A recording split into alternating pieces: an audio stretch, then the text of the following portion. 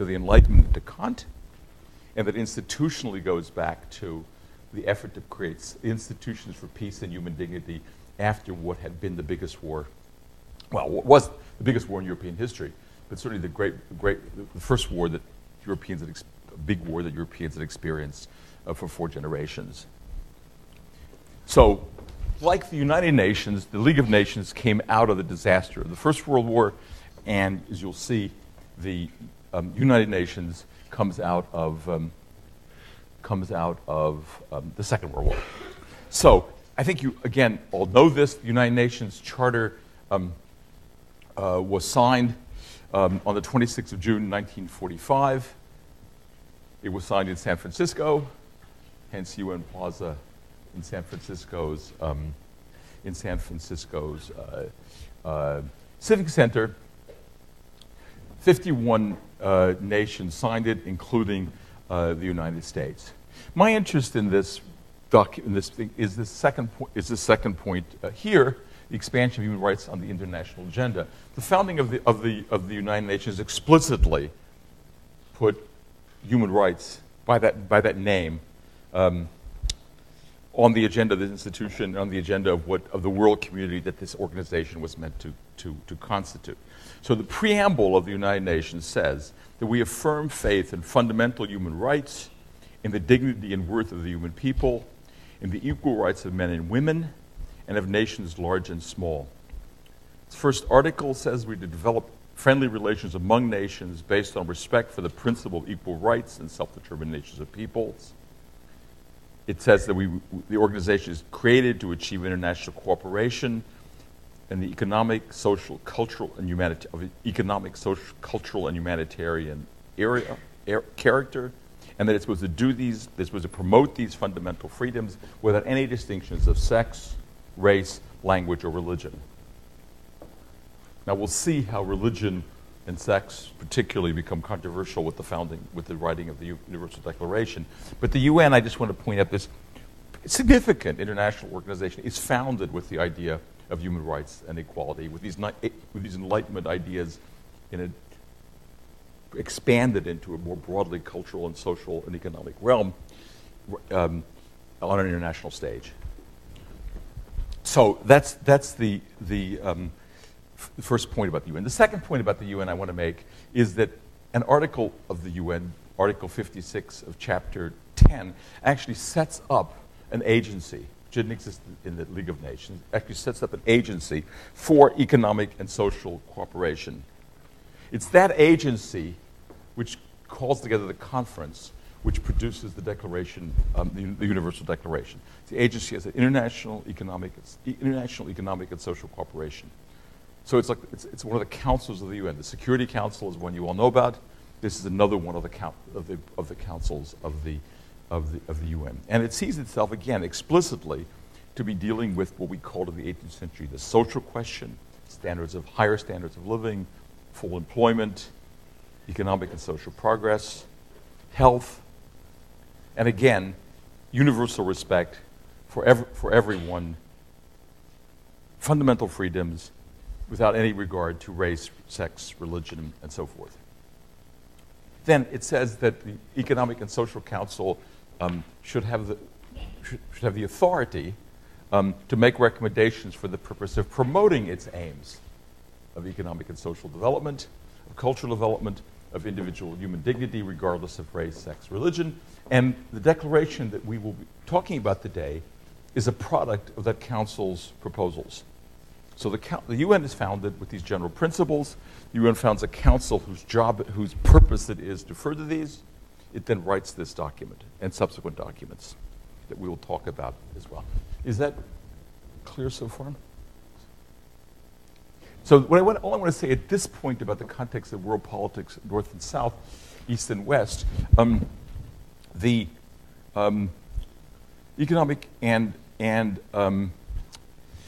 Social Council has a section in it which deals with so-called mandates, with the notion that some countries will have temporary governance over other countries, but it's explicitly anti-imperial, And it sets very narrow limits on the kind of things that a country can do if it has a mandate, if it governs these temporarily certain parts of the world. So it says explicitly that every peoples are entitled to self-government. That if one country is temporarily ruling another, it needs to do that with due regard to the cultural and political and religious and other aspirations of those people. In other words, all of those points of the civilizing mission of the colonial enterprise are undermined by this document. So the international intellectual foundations for the colonial enterprise and legal foundations for the colonial enterprise, which, as you remember, exist. And it was international conferences before, are what gave Leopold the Congo. So these are not irrelevant. That kind of international valorization of the imperial enterprise is not there. Now, does it always work? No. The UN has condemned the Israeli occupation of the West Bank, and it continues. And as you know, is a major source of debate. But it is a source of debate. I mean, it's an argument that needs to be legitimated in an international arena, which wasn't the case 70 years before. Right? So that's what I want to say right now, and we'll talk more about its context in world politics in a moment. But I also I just want to say at this point already, and you've read things on this, that by and large the UN Declaration, the UN and the Declaration of Human Rights enjoyed a great deal of support among third world countries. You'll see in a moment where it didn't enjoy support. So in some sense, this declaration was seen by many, certainly by intellectuals in the world, not as Fanon sees these Western ideas, but as actually an intellectual and cultural and political way out of the 19th century, as to say, out of the colonial ideologies that we've talked about earlier. Just take a little break here, and any questions? Yeah. Professor, how do you interpret Fanon's direction of the Earth to interpret these human rights? The non-aggressive. Fanon, yeah, because I understood that he, in essence, is saying that the white civilization claims the value of the Earth because when it comes to not. You mean Fanon? Oh, did you hear the question? The question was, how do I square what Fanon says and what you all know from your readings in the Congo about how white nations treated African nations in terms of these ideals? Well, I mean, we don't square it. I mean, clearly Fanon is right. All you can say is that non-white nations didn't treat other non-white nations so well either. I mean, yes, there's no. What Fanon says is true. I mean, the question whether the way out of this is this revolutionary process that he's talking about and a rejection of human rights as a Western ideal and putting in its place a kind of Marxist-inflected psychoanalysis or not. But he's clearly right about, as you know from your readings so far in the course, about the less than sterling record of the West. But when they say less than sterling record of the West, I mean, Japanese imperialism looks so great either.